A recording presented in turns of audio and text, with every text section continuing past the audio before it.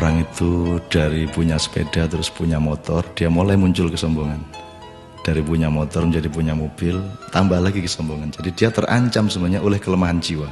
Jadi setiap akses yang naik, akses yang berkembang itu resikonya karena dia harus diwadai oleh jiwa manusia yang lemah. Maka eksesnya adalah kesombongan itu, keangkuhan. Jadi singkat kata, makin kita kaya, makin terancam untuk hancur oleh kesombongan. Dan ini bukan hanya soal kaya, makin pinter juga biasanya makin sombong, Mas.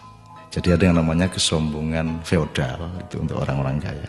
Ada kesombongan kuasa, itu orang tuh makin berkuasa, makin sombong, makin tidak tahu bagaimana berdiri sejajar dengan orang lain.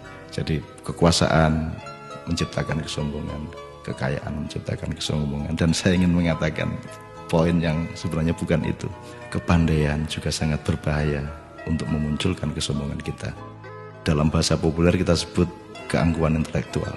Tapi yang lebih berbahaya lagi, menjadi orang soleh, orang alim itu juga bisa menimbulkan kesombongan. Jadi banyak orang-orang yang beragama dengan tekun, salah satu hasilnya adalah dia sombong atas orang lain.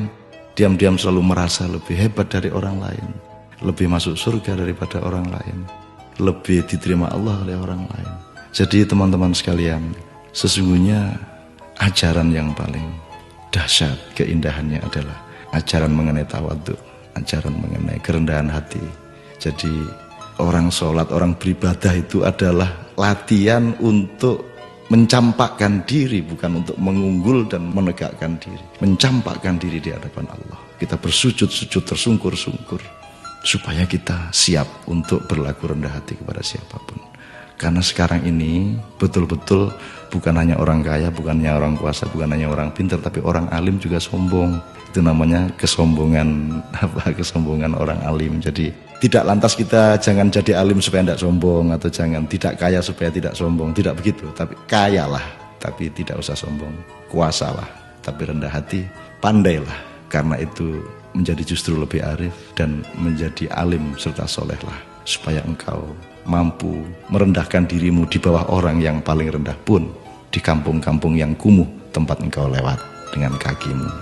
Terima kasih.